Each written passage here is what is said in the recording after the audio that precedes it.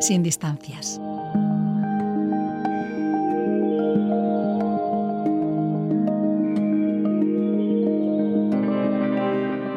El sector eólico vive en España una delicada situación de incertidumbre y paralización después de las modificaciones legislativas llevadas a cabo en los últimos años. Un ejemplo de este panorama es el recurso que recientemente ha presentado la patronal eólica contra la orden por la que se establecen los peajes de acceso a partir del 1 de enero de 2013 y las tarifas y primas del régimen especial.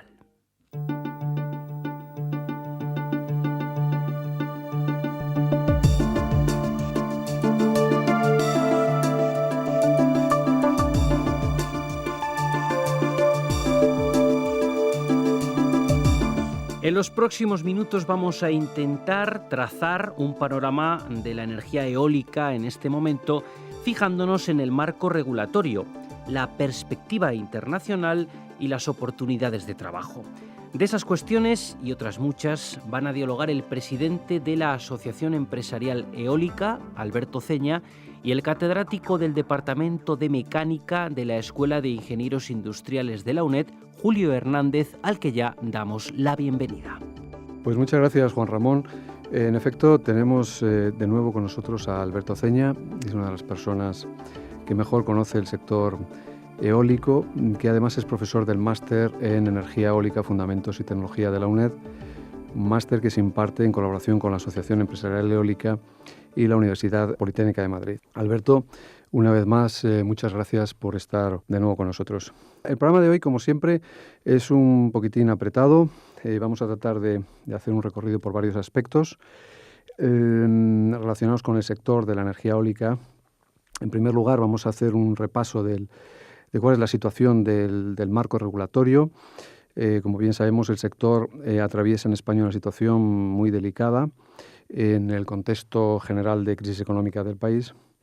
Vamos también a hacer una referencia al panorama internacional y, por último, vamos a tratar de referirnos a cuáles son los retos tecnológicos más importantes del sector actualmente. Empezamos entonces con la situación del sector. Podríamos empezar, si te parece bien, Alberto, haciendo un breve repaso histórico, revisando los hitos que ha habido en los años recientes, en 2009 con la creación del registro de preasignación y después el periodo de incertidumbre que ha habido y los nuevos decretos que se dictaron en enero del año pasado y en febrero de este año, que han venido a modificar muy sustancialmente el panorama del sector y el marco regulatorio general de la energía eólica en España.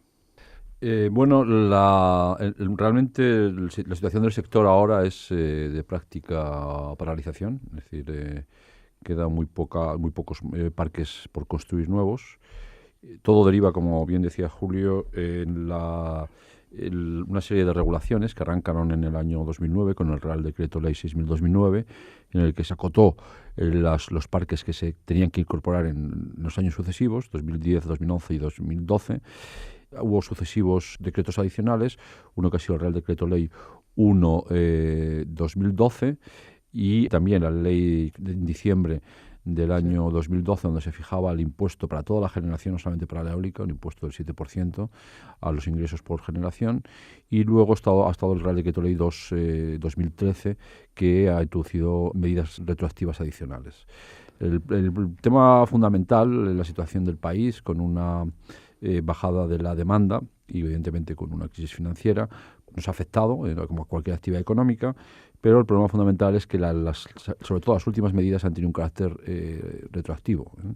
Se ha aplicado a parques que ya estaban construidos y esto evidentemente supone un menor valor de los activos que tenían las empresas productoras de energía eólica. Entonces yo creo que es una situación hasta ahora singular, es decir, todas las medidas retroactivas que hubo en el pasado fueron pactadas por el propio sector eólico, por ejemplo, la reducción del número de horas o la bajada de la prima de referencia, el sector eólico, que ha sido siempre un sector tecnológicamente avanzado y profesionalmente maduro, aceptó estas medidas retroactivas porque entendía que tenía que ayudar a resolver uno de los grandes temas del sector eléctrico, que es el déficit tarifario.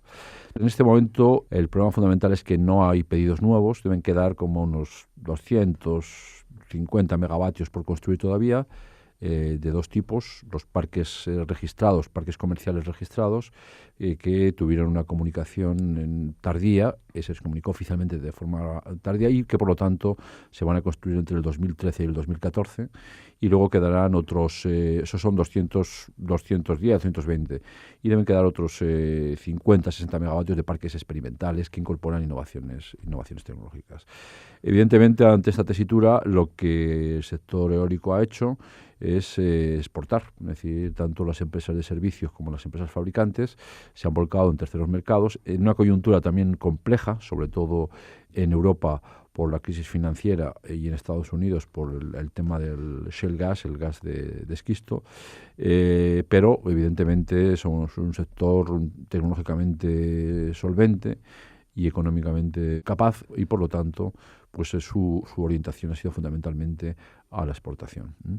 Nosotros consideramos que la situación puede ser coyuntural si la economía vuelve a crecer, si la demanda vuelve a crecer, porque evidentemente la energía eólica supone un beneficio para el país al reducir las importaciones fundamentalmente de gas natural, y además se creó un tejido industrial. Yo creo que esto ha sido inusual en la experiencia energética y tecnológica del país, porque prácticamente toda la cadena de suministro se encontraba situada en este país. Entonces, nosotros queremos pensar que esto va a cambiar en los 2-3 próximos años. La clave está en, cuando esto vuelva, saber qué ha quedado o qué va a quedar de todo ese tejido industrial, que ya digo, se va a poder sustentar fundamentalmente a través de la exportación.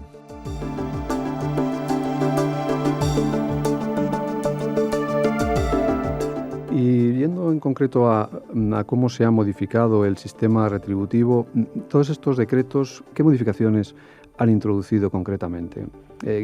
¿Cuál era el sistema antes de los decretos? Tarifa regulada, precio de mercado, con una prima, y digamos, ¿qué es lo que ha cambiado y qué es lo que ha hecho que en este momento la rentabilidad de los parques eólicos se haya visto muy comprometida? Bueno, el último decreto, el Real Decreto Ley 2/2013, ha introducido cambios muy importantes. Antiguamente, la electricidad que los parques entregaban a la red se remuneraba con dos opciones: un modelo feed-in tariff, tarifa regulada, que era fijo, y luego había la opción de mercado más una prima. Desde el año 2004, un decreto también del Partido Popular, se optó por la opción de mercado más prima, que es una modalidad que luego otros países han copiado. La prima en algunos casos ha sido un certificado verde, en otros casos ha sido también una prima. Los ingleses, por ejemplo, utilizan un modelo de feed-in tariff que también tiene en cuenta el precio del mercado con una prima que es variable en función de ese precio del mercado. Y entonces esta opción de mercado más prima ha sido uno de los elementos diferenciadores del desarrollo eólico de este país. Supuso, entre otras cosas, la incorporación masiva de la predicción, es decir, todos los parques eólicos programan su producción para el día siguiente con el objetivo de disminuir las penalizaciones por desvíos, y también este tema de la predicción es una de las elementos que mejor se venden fuera de nuestras fronteras. Todos los operadores de sistema están preocupados por la incidencia que tiene la eólica en los mercados de regulación y en la reserva rodante. Y la sorpresa fue que este gobierno, en ese decreto que mencionaba antes, el 2/2013, cambió e introdujo únicamente la opción de tarifa regulada, olvidando, como he dicho antes, la opción de mercado más prima, que además de haber permitido desarrollar todas las herramientas de predicción, también hizo que surgieran empresas que, al llevar esa electricidad eólica al mercado, pues habían aprendido a operar en el mercado y de alguna forma también optimizaban los costes para el sistema. Y yo creo que esta medida, además de haber reducido la remuneración prevista, ha sido un error estratégico, porque, por ejemplo, situaciones como las que hemos vivido a primeros de este año, con precios muy bajos, pues ha incrementado la prima equivalente, con el consiguiente impacto en el déficit de tarifa. Esa fue la primera medida del decreto de este año. La segunda medida fue cambiar la actualización. Ahora ya no es el IPC normal, sino es un IPC que llaman subyacente, en el cual sacan los productos energéticos y los productos alimentarios básicos y los netean con los impuestos. Esto ha supuesto que esa tarifa regulada, que hoy por hoy es la única opción realista de electricidad en el mercado, pues sea más baja que la del año 2012. Entonces, insisto que todo esto se ha hecho con un carácter retroactivo, es decir, parques que arrancaron en el año 97-98, pues y que tenían evidentemente unas expectativas de ingresos, pues en este momento se han quebrado y, como he dicho al principio, el valor actualizado neto de esas inversiones evidentemente ha bajado. Las anteriores regulaciones, la de la ley introdujo el impuesto del 7%, que es de aplicación general, pero que evidentemente también es retroactivo. Nosotros no esperábamos tener esta medida impositiva. Y las disposiciones anteriores, la del 1 del 2012, lo que hizo fue ya introducir la moratoria definitiva, porque el decreto del PSOE en el año 2009 lo único que hacía era regular y dejar la regulación futura a un posterior desarrollo reglamentario. Ahora ya no, ahora ya existe una moratoria, una moratoria no es temporal, es una moratoria definitiva y que solamente es, de acuerdo con las declaraciones del Gobierno, se podrá cambiar si la situación del déficit tarifario se consigue equilibrar y la demanda sube. Y entonces eso es un poco nuestra esperanza, que ambos temas se resuelvan en el medio plazo. Claro, porque de manera inmediata, a pesar de que distintas asociaciones, y principalmente la Asociación Empresarial Eólica, pues han insistido y mucho en ello, ¿no? Haciendo ver, digamos, las dificultades que todas estas medidas introducen en el sector, la posibilidad de marcha atrás en el corto plazo pues está descartada, ¿no? No va a haber marcha atrás, es decir, pensamos que cualquier reglamentación futura además ya se va a basar en un modelo distinto, en un modelo más competitivo, más posiblemente participar en el mercado, pero tenga en cuenta las energías que realmente estamos sustituyendo, ¿no? Esto no está ahora en el tapete, no se discute en el nuevo marco regulatorio, pero yo creo que esquemas como tarifa regulada fija durante un tiempo, yo personalmente creo que no va a ser los modelos a futuro.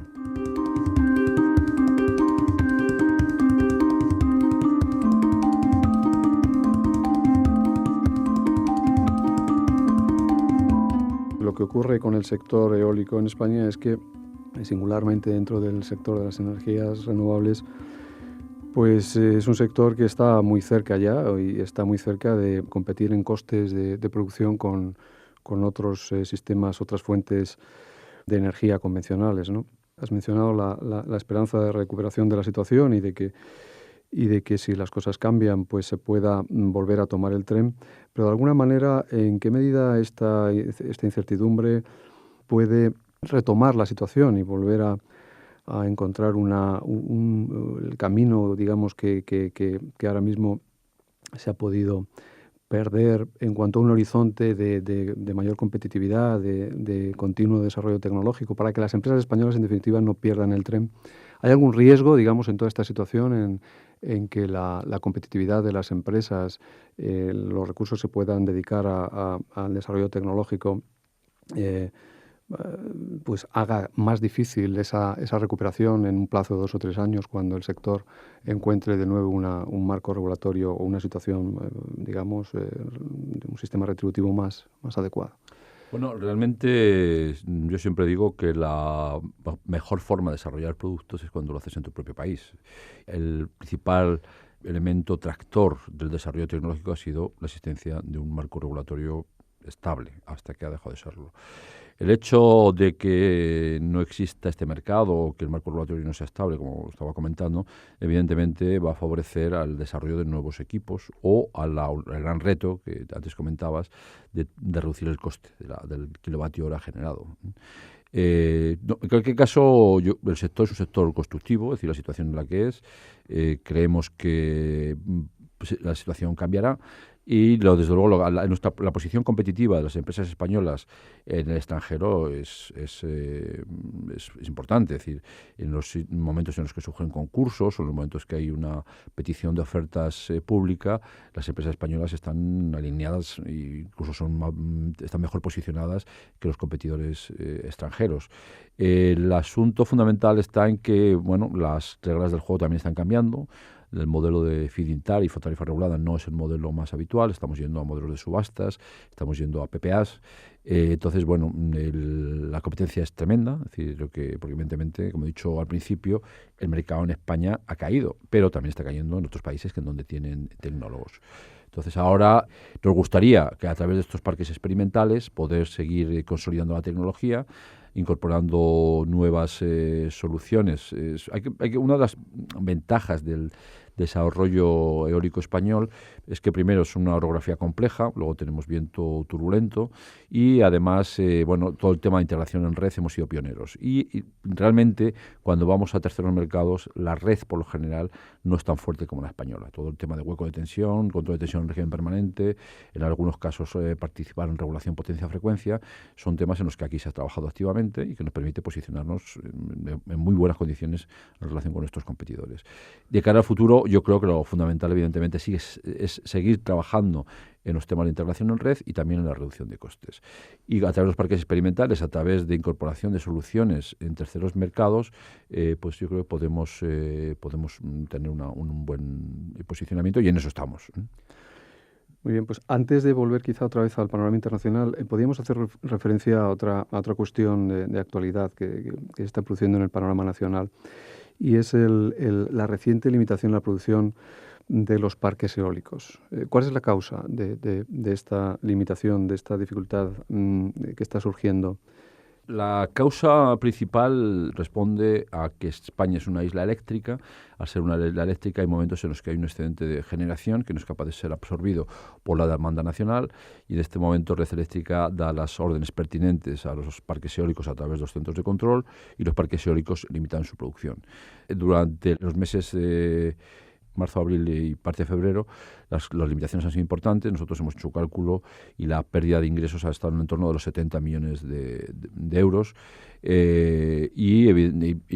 Nuestra principal preocupación es que se nos ha cortado más a la eólica porque hemos sido diligentes y todos los parques están controlados. Todos los parques de por encima de 10 megavatios están controlados, reciben las limitaciones y responden a esas limitaciones. En estos momentos en los que se estaba limitando, por ejemplo, había importaciones de Portugal que no limita sus parques, o algunas tecnologías como por ejemplo la cogeneración, que efectivamente está ligada a procesos industriales, pero que también tiene capacidad de regular, pues no se les había aplicado ninguna limitación. Un tema más complicado es el tema hidráulico, que también estaban turbinando agua, porque está ligado a los planes de cuenca. Pero también entendemos que, de acuerdo con la normativa, con la regulación actual, hay un orden de prelación en el cual las energías renovables no gestionables, caso de la eólica, deberían ser cortadas las últimas, y sin embargo creemos que o no se ha hecho o no se ha refinado lo suficiente el algoritmo de limitaciones. La asociación ha solicitado aclaraciones tanto a la CNE como al Ministerio, y también hemos solicitado una reunión a la Red Eléctrica para un poco entender la casuística que está detrás. Nosotros hemos evidentemente hecho nuestro propio análisis y buscar alternativas de futuro de cara a evitar situaciones similares. Es decir, una situación que evidentemente al sector le preocupa porque la pérdida de ingresos es importante, y sobre todo también porque nos preocupa un posible tratamiento no uniforme entre las diferentes tecnologías de acuerdo con el orden de prelación que se fijan en los procedimientos de operación de Red Eléctrica. Porque se contempla algún tipo de compensación económica cuando se producen estas situaciones de limitación de acceso a la red. Bueno, ese es un tema interesante. Como he dicho al principio, nosotros hemos pasado de la opción de mercado solamente a tarifa regulada. En la opción de mercado, cuando se hacen las limitaciones en tiempo real, la mayor parte de las que se han realizado, se cobraba o se liquidaba un 15% del precio del mercado de la hora correspondiente.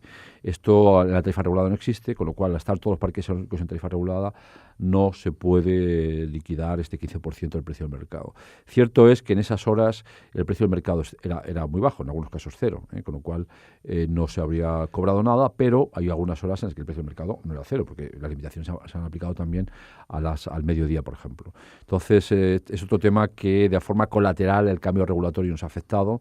En principio pensábamos que era un tema que, aun siendo importante, no iba a tener un impacto económico alto, pero la experiencia nos está demostrando que puede tener un impacto económico alto alto. Esto es uno de los caballos de batalla que vamos a librar fundamentalmente con el Ministerio, que es el que regula todo esto.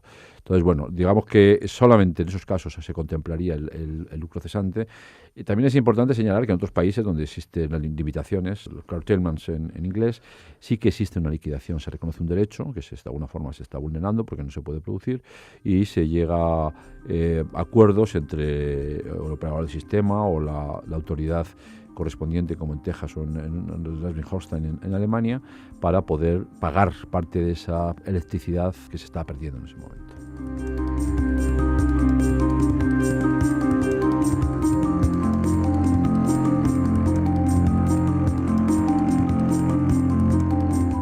Como has hecho ya referencia a las oportunidades de las empresas españolas en el contexto internacional, y quizá solamente preguntar, en relación con esta necesaria actuación de las empresas españolas en el exterior, para compensar también en parte pues, la crisis que padecemos, y también a pesar de la crisis que existe, que ya has mencionado en el contexto internacional, ¿existen oportunidades de empleo que acompañen a esta necesidad de incremento de negocio de las empresas en el exterior?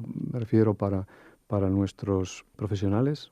Estamos viviendo un cierto asentamiento. La eólica es una tecnología reconocida, costes, como dijiste, costes muy similares a los ciclos combinados. Nosotros lo único que sí queremos para que los parques sean financiables es que haya una cobertura de riesgos de mercado, con lo cual el sector sigue teniendo evidentemente una proyección exterior alta.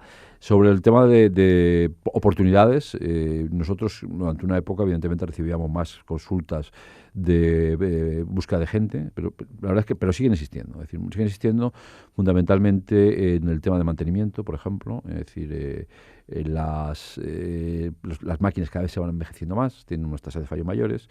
Los ingenieros en estos casos ocupan una posición más de coordinación o de seguimiento, en el caso de que haya mantenimiento predictivo, que el seguimiento de las señales que se están recogiendo por el mantenimiento predictivo.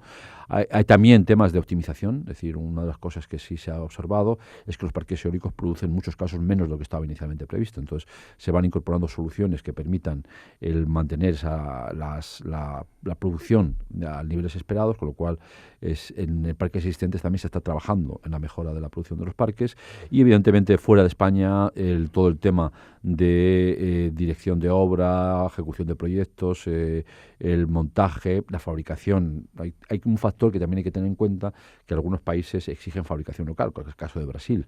Esto, además de deslocalización de las unidades productivas, también lleva aparejo la deslocalización de profesionales con cierta experiencia. Uno de los planes que tenemos es que tiene que tener cierta experiencia en estos casos. Sigue siendo, por lo menos en el ámbito energético, uno de los sectores con proyección profesional, y que yo considero que los profesionales que salgan egresados de UNED o de otros centros pueden tener oportunidades. No hemos hablado de la eólica de media potencia, que también tiene sentido, de 100 kilovatios para abajo, redes débiles, y ahí desde luego todo el tema eléctrico, todo el tema de el aportar estabilidad a la red son temas también interesantes. Es decir, yo creo que sí que va a seguir existiendo con menor intensidad que hace unos años, obviamente, pero siguen existiendo oportunidades en los temas que he comentado. Finalmente vamos a hacer alguna referencia al desarrollo tecnológico en el sector. Como has comentado antes, las condiciones de operación de las instalaciones eólicas son especialmente severas, fundamentalmente debido a las características del viento, turbulencia, variabilidad, etcétera. Son instalaciones complejas y fundamentalmente en el medio marino, pues los retos tecnológicos aumentan aún más. ¿Qué podemos comentar? ¿Cuáles serían las prioridades de desarrollo tecnológico en el sector? Creo que el tema fundamental es bajar costes, es decir, hay que pensar que la eólica nació en Dinamarca, era muy conservadora, mucho material, ahí no importaba meter más acero, porque evidentemente el viento es un recurso imprevisto, entonces los criterios de seguridad eran muy elevados.